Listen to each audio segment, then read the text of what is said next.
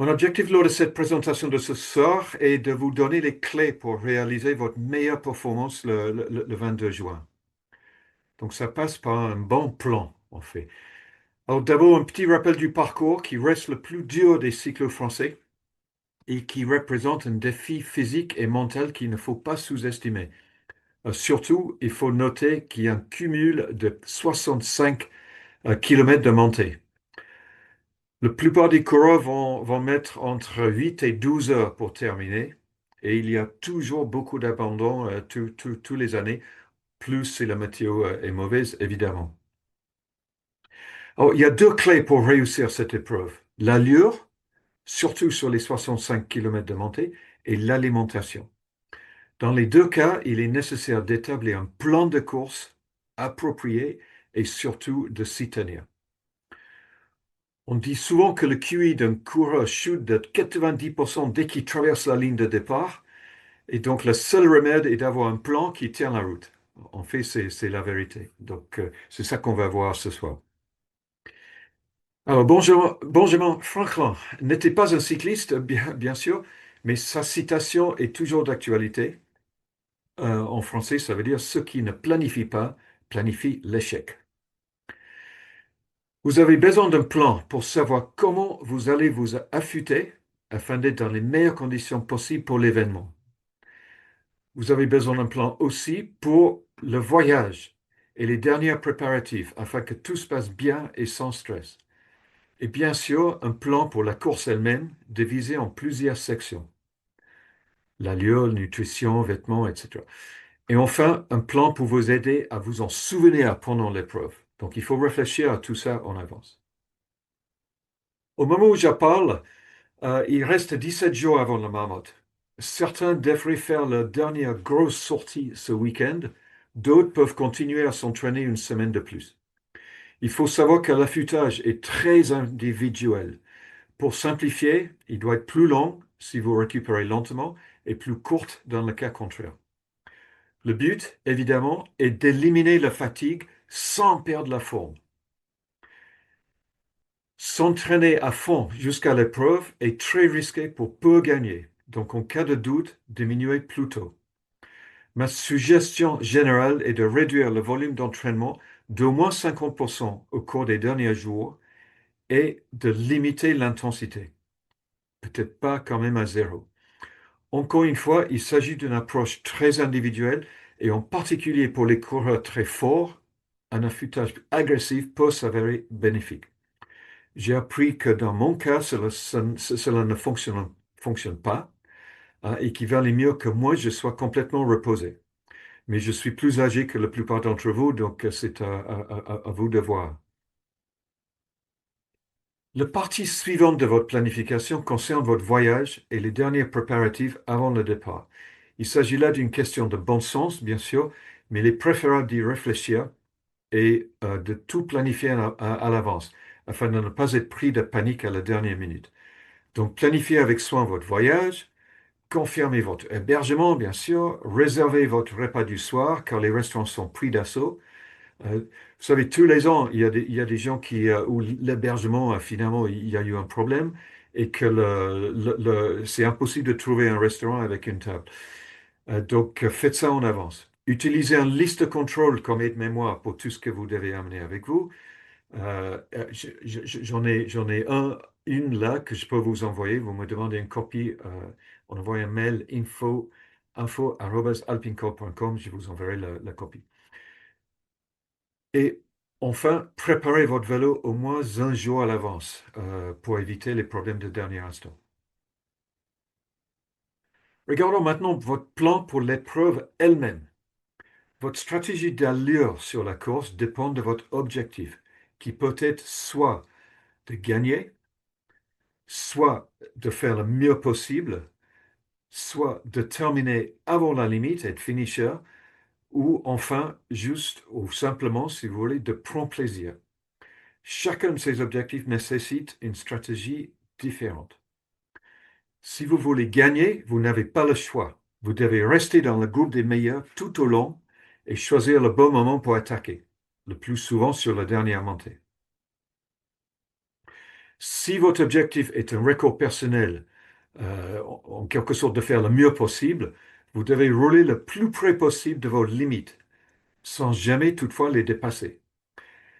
Gagner 2 à 3 minutes en roulant fort sur le glandon, par exemple, peut vous coûter 10 minutes sur les montées suivantes. C'est pour ça que l'allure est très très important. Pour la plupart des gens, 60 à 75% de la FTP ou de la FC max sera l'allure maximum soutenable tout au long de la marmotte, ce qui correspondrait à la partie supérieure de la zone d'intensité 2, I2, la zone d'endurance. Par contre, si vous êtes particulièrement bien entraîné et que vous êtes costaud, vous devrez être capable de pousser cette allure jusqu'à 80% au niveau tempo ou même proche du seuil à 85%. Nous allons regarder comment préciser cela pour vous-même dans quelques instants. Si votre objectif est seulement de terminer dans les délais, vous devez travailler à rebours, à partir de l'heure limite au galibier et faire en sorte d'arriver à temps. Donc, donnez-vous un objectif de temps pour être au pied du télégraphe et un autre pour être au sommet du galibier. Comme la barrière horaire du galibier est 15h30, je pense qu'il faut se donner un objectif d'y être pour 15h15 pour prévenir tout imprévu justement sur la dernière partie du galibier. Si vous passez la barrière horaire du galibier, la prochaine barrière est au pied de l'Alpe à 17h30.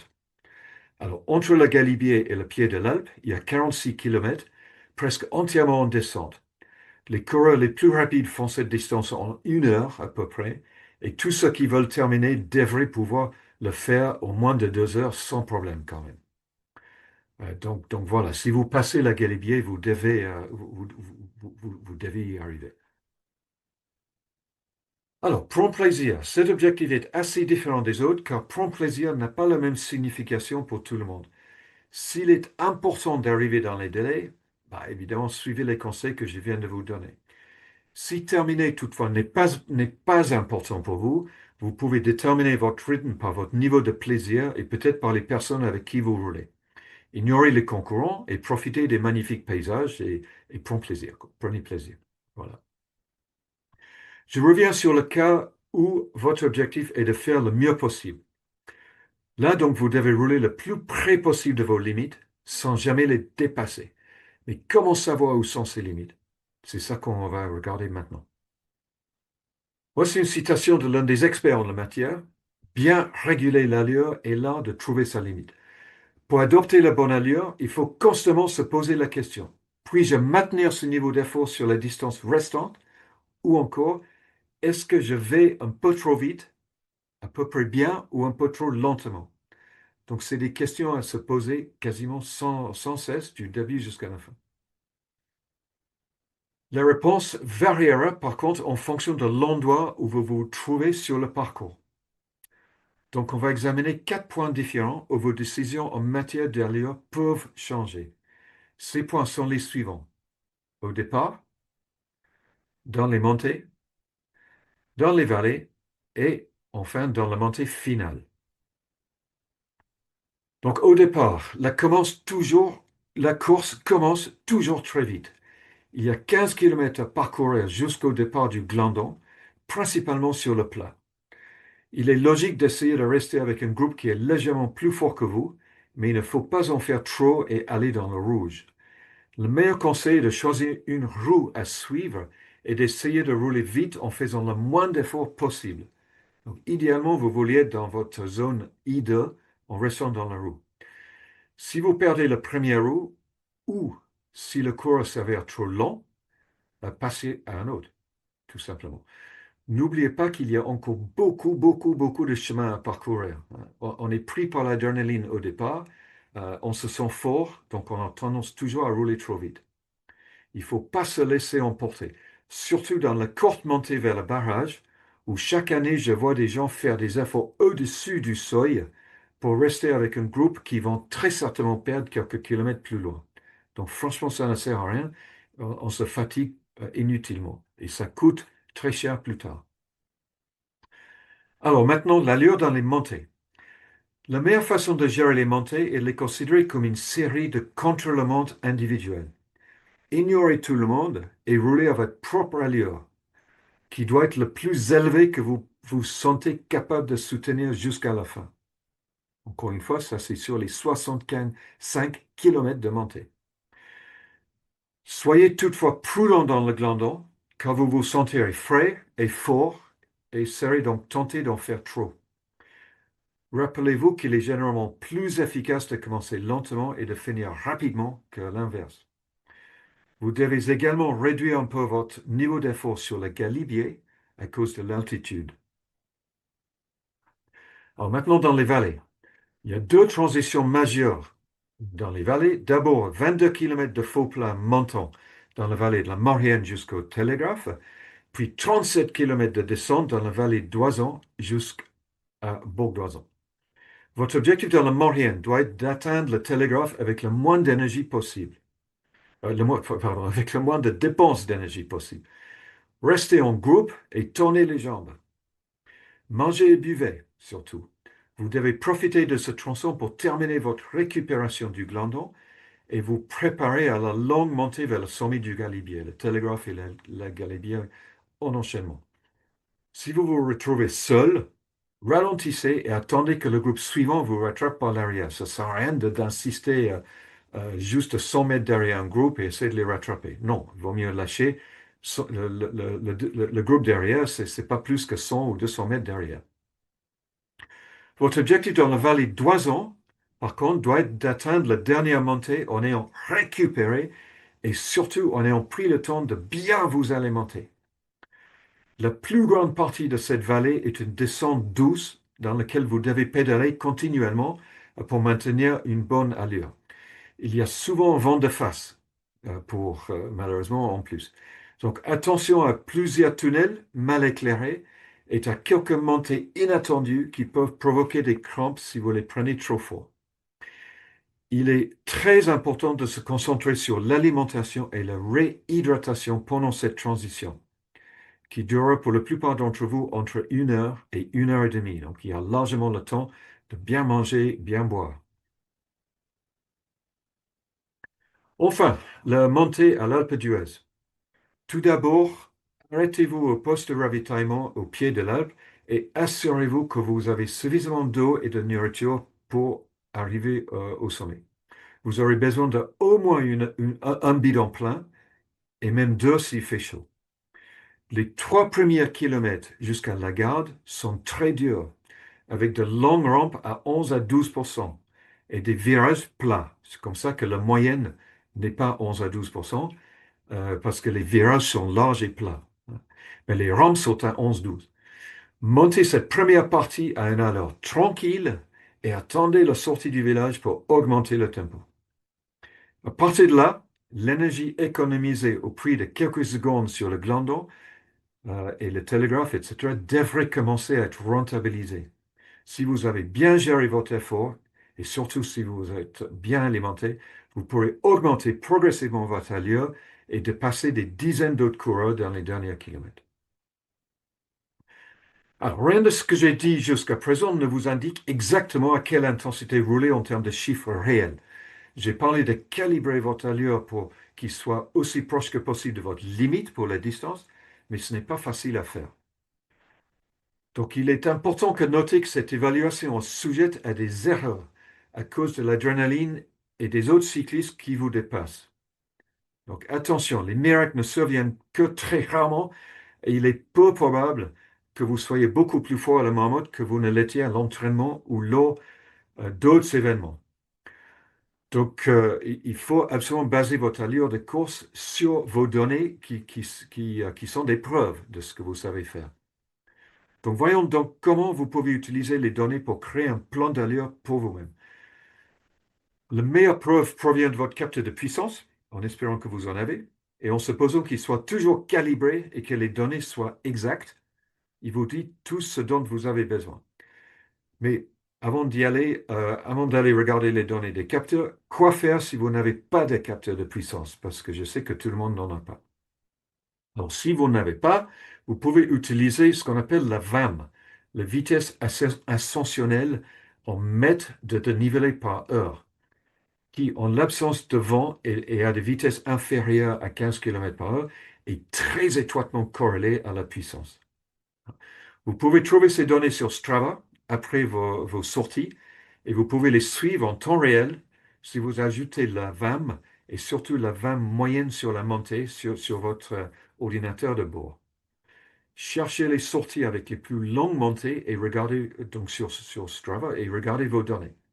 Dans l'exemple ici, j'ai fait le télégraphe en 57 minutes 23 secondes à 212 watts et ma VAM était 883 mètres par heure. Notez que sur le montée, enfin, le segment suivant sur Strava là, le VAM sur le galibier ne veut rien dire, car le segment inclut la descente du télégraphe jusqu'à Valois. Donc c'est pour ça que c'est nettement inférieur de ce que j'ai fait sur le télégraphe. Vous pouvez, parce qu'en fait, ça comporte le télégraphe et le galibier, parce que c'est compté depuis Saint-Michel-de-Maurienne, et avec la descente entre les deux. Voilà, donc faites attention, prenez le VAM sur une montée continue. Vous pouvez aussi, faute d'utiliser le VAM, aussi, vous pouvez utiliser la fréquence cardiaque, bien sûr, mais elle est moins fiable parce qu'elle est influencée par de nombreux autres facteurs tels que le stress, la température, la caféine, la déshydratation, etc. Enfin, certaines personnes sont suffisamment à l'écoute de leurs sensations pour obtenir un bon résultat simplement avec leur ressenti. Mais pour y parvenir, il faut beaucoup d'expérience. Alors, revenons à la puissance et voyons comment vous pouvez utiliser les preuves de vos performances passées pour planifier votre allure sur la marmotte. Alors, voici un exemple avec mes données de 2019. J'ai commencé par lister toutes mes épreuves récentes à l'époque, comme Liège-Bastogne-Liège, les trois cols, la Taille-Megève et le Grand Beau. Cela m'a permis d'obtenir des données réelles sur la puissance moyenne que j'avais soutenue dans les montées lors de ces événements. Le Taille-Megève et le Grand Beau étaient des efforts sous-maximaux quand j'accompagnais et coachais des clients à l'époque. Sur cette base, j'ai décidé de cibler la marmotte à 210 watts ou 76% de mon FTP sur le glandon et sur le télégraphe, puis à 190 watts, donc 20 watts de moins, ce qui était 69% de mon FTP sur le galibier. Alors pourquoi autant de moins? Parce qu'avec l'altitude, on ne peut pas faire la même puissance, tout simplement. Donc je considère qu'à peu près 10%, au moins 5%, peut-être 10% de moins, c'est prudent. Et ensuite, j'allais voir ce qui me restait pour l'Alpe d'Huez. Alors, il est évidemment très important que vous fassiez cette analyse pour vous-même et que vous ne vous inspirez pas de mes données, qui pourraient très bien être ou beaucoup trop élevées ou beaucoup trop basses pour vous. Notez que même le pourcentage de FTP par kilogramme n'est pas transférable d'un coureur à un autre, car plus votre FTP par kilo est élevé, moins vous prendrez du temps à chaque montée, et plus votre pourcentage d'FTP cible pourrait être élevé. Hein. Donc, ce n'est pas directement comparable. Alors, voyons comment ça s'est passé. Mais avant de vous montrer ce qui s'est passé en 2019, je vais vous montrer les conséquences du non-respect du plan, parce que j'ai quand même plus ou moins respecté le plan en 2019. Donc, voici mes données de 2017. L'enregistrement jaune est ma puissance en watts et vous pouvez voir l'ensemble de la marmotte sur cette page. Mon plan était de faire le glandon et le télégraphe à 80% de mon FTP, de réduire 75% sur le galibier et de finir sur l'Alpe d'Huez à 80% à nouveau. Voici ce qui s'est passé. J'ai effectivement réussi à atteindre une moyenne de 80% sur le glandon, mais j'ai fait l'erreur de rouler à 86%, pardon, 80, oui, 86% sur la première partie, ce qui était beaucoup trop dur et m'a obligé à ralentir sur la deuxième partie. Alors, à partir de là, les choses n'ont fait qu'empirer et lorsque je suis arrivé à l'Alpe d'Huez, je n'arrivais plus à pédaler qu'à 69% de mon FTP. Le résultat était un temps global nettement plus lent que si j'avais mieux maîtrisé mon allure sur le glandon. La leçon en théorie est la suivante. Il faut s'en tenir au plan et ne pas partir trop vite. Voyons maintenant ce qui s'est passé en 2019. Donc voici l'enregistrement compteur de puissance de 2019. avec le plan qui visait à faire toutes les montées à 76%, à l'exception de Galibier à 69%. Alors, que s'est-il passé? Cette fois-ci, mon allure sur le Glandon, le Télégraphe et le Galibier était presque parfaite. J'ai vraiment bien respecté le plan. Le résultat est que je suis arrivé à Beaugloison, très fier de moi, et sûr d'être dans un grand jour, prêt à attaquer le montée finale vite et fort. Malheureusement, j'ai bêtement attaqué beaucoup trop fort en essayant de mettre 20 watts de plus.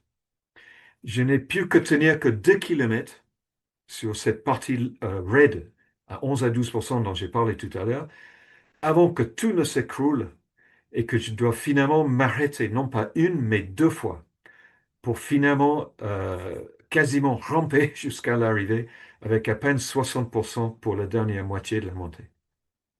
Voilà. Laissons un tirer, une fois de plus, il faut s'en tenir au plan. De plus, traitez les 3 premiers kilomètres de l'Alpe d'Huez avec beaucoup de respect et allez-y doucement. Les rampes ici, encore une fois, sont à 11-12% et peuvent facilement donner l'impression d'être bien pire. S'il vous reste quelque chose, vous pourrez augmenter l'allure progressivement après le village de la Garde. Voilà pour l'allure. Alors regardons maintenant l'alimentation. Qu'elle soit bonne ou mauvaise, elle aura un impact considérable sur votre performance.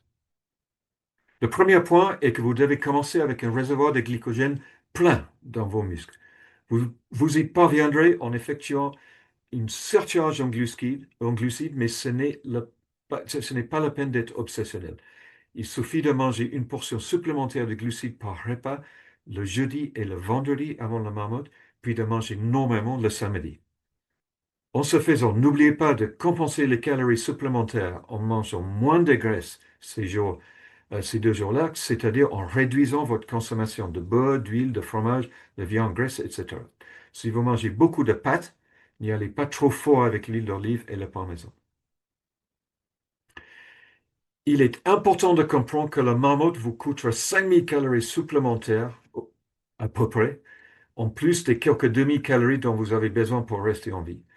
Il est quasiment impossible de consommer autant de calories pendant l'épreuve. Les recommandations actuelles sont que, dès le départ, vous devrez viser à consommer au moins 60 grammes de glucides par heure, ce qui représente 240 calories, et peut-être autant que 120 calories, pardon, 120 grammes par heure.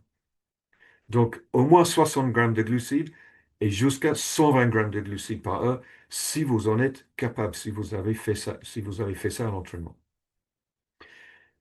Ce que ça veut dire, c'est 2 à 4 aliments ou bidons de boissons énergétiques par heure, parce qu'un bidon, ça vaut à peu près 30 grammes de glucides, si c'est le charge normale. Un gel, c'est entre 20 et 30, et ainsi de suite. La quantité réelle que vous pouvez consommer dépend de ce que vous avez l'habitude de faire à l'entraînement. Il n'est pas facile de digérer et d'utiliser 120 grammes par heure, c'est vraiment beaucoup.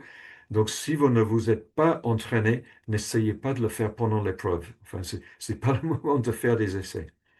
Vous devrez quand même voir 60 grammes ou à peu près 2 éléments par heure comme le minimum. Si l'on additionne tous les éléments nutritionnels de ce régime, la question qui se pose immédiatement est la suivante. Comment porter tout cela? Eh bien, Cavendish montre ce que vous pouvez mettre dans les poches, et vous pouvez compléter cela avec votre tube, avec un sac sur votre tube supérieur ou sous votre guidon. Vous pouvez bien sûr prendre de la nourriture supplémentaire au poste de ravitaillement. Vous devriez de toutes les façons vous arrêter pour boire, alors pourquoi pas pour manger? Il y a 2 problèmes à cela. Vous n'êtes pas sûr de trouver ce que vous voulez, d'une part, et d'autre part, vous perdrez du temps et potentiellement beaucoup de temps s'il y a du monde devant vous. Et il y a parfois beaucoup, beaucoup de monde agglutiné autour des ravitaux. Par conséquent, si vous tenez à obtenir le meilleur résultat possible, trouvez un moyen d'emporter toute la nourriture dont vous avez besoin sur vous dès le départ. Et arrêtez-vous prendre de l'eau aux fontaines parsemées sur le parcours, les fontaines publiques, et non pas aux ravitaux de l'organisation. Comme ça, vous gagnez beaucoup, enfin, c'est pas que vous gagnez du temps, mais vous perdez pas du temps. Nous pouvons maintenant rassembler tous ces éléments dans un plan de course. Donc voici la première partie d'un exemple de plan pour un temps de parcours total de 8h30 à 9h, incluant la descente non chronométrée du glandon et de bref arrêt pour remplir les bidons. Ne vous contentez pas de copier ce plan, mais réfléchissez bien et adaptez-le à votre niveau et à votre expérience. La première section est le départ, c'est-à-dire les 15 km qui séparent la ligne du départ du début du glandon. La plupart des cyclistes mettront environ 30 minutes à parcourir cette distance. Une bonne tactique consiste à choisir une bonne roue à suivre et à s'assurer que le rythme est soutenable, sans jamais aller dans le rouge, comme j'avais dit tout à l'heure. En termes de nutrition, vous pouvez prendre un gel de 30 grammes, peut-être juste 2 minutes avant le départ, et boire ensuite le tiers d'un bidon pendant les 30 minutes. Vient ensuite la longue montée en deux parties vers le glandon. Deux parties parce qu'il y a une descente au milieu. Comme nous l'avons vu précédemment, il est très important de ne pas commencer la montée du glandon trop fort. Et il faut bien s'alimenter et s'hydrater pour ne pas prendre du retard. Donc c'est là qu'il faut viser au moins 60 grammes de glucides par heure, voire 90 ou même plus si vous pouvez. Il n'y a pas grand-chose à dire sur la descente, qui n'est pas chronométrée, si ce n'est qu'il faut être prudent. C'est pas la peine d'aller trop vite, vous allez rien gagner. Vous risquez juste d'avoir un accident. Tous les ans, il y a des accidents sur la partie non chronométrée de la descente du glandon. C'est complètement fou. Donc, profitez pour descendre à une vitesse raisonnable et mangez et buvez bien pour récupérer du glandon. Là, vous pouvez manger des aliments solides, c'est beaucoup plus difficile lorsque vous montez, mais en descente, pourquoi pas. Donc, comme des fruits secs ou un bar énergétique. C'est le bon moment pour cela. Voici le reste du plan que je ne vais pas commenter en détail parce que de toute façon, vous devez l'adapter à vos besoins. N'oubliez pas, ne planifier, c'est planifier l'échec. Mais il ne suffit pas de planifier, il faut aussi s'en tenir au plan. Souvenez-vous de mes deux erreurs. J'avais un plan, mais je ne l'ai pas tenu finalement. La question suivante est de savoir comment s'en souvenir. Pour cela, nous pouvons nous inspirer des professionnels. Voici l'autocollant nutritionnel de Mathieu Van Der Poel lors du Tour des Flandres, je crois que c'était l'année dernière. Son objectif était de consommer près de 100 grammes de glucides par heure.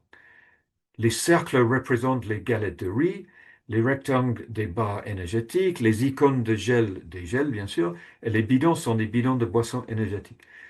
Vous pouvez copier cette idée et créer quelque chose de similaire pour vous-même, tout simplement. Comme ça, c'est devant vos yeux, vous n'oubliez pas. Pour résumer, les deux éléments essentiels à maîtriser sont l'allure et l'alimentation. Dans les deux cas, il faut planifier soigneusement et s'en tenir au plan. Si vous suivez les recommandations que je viens d'exposer, vous devriez y arriver et faire votre meilleur résultat. J'espère. Sachez toutefois que le marmotte est extrêmement difficile à réussir parfaitement et que de nombreuses personnes, dont moi, continuent d'essayer après 5 tentatives ou plus. Donc, la vision d'une course parfaite est difficile à atteindre, ce qui nous fait revenir année après année. Voilà, c'est tout pour cette présentation. Si vous souhaitez obtenir d'autres conseils pour la marmotte, vous pouvez regarder ma présentation de 2022 sur YouTube qui comprend 5 erreurs à éviter et 5 conseils pour aller plus vite. Voilà. Merci de votre écoute. Soyez prudents et bonne course.